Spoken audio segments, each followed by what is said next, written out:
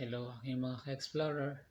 Good afternoon sa inyong lahat and aking mga ka-reels. Andito po tayo ngayon sa Marriott Hotel Manila kung saan natin i-feature yung mga amenities dito sa loob ng aming room na nakuha.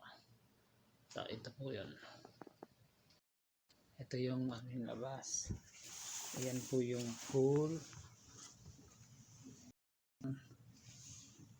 Yan po yung surroundings, vicinity of Marriott Manila Hotel. So, yan.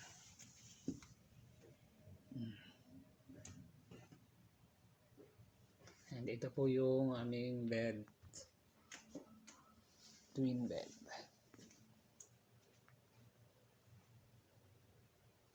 Yan po.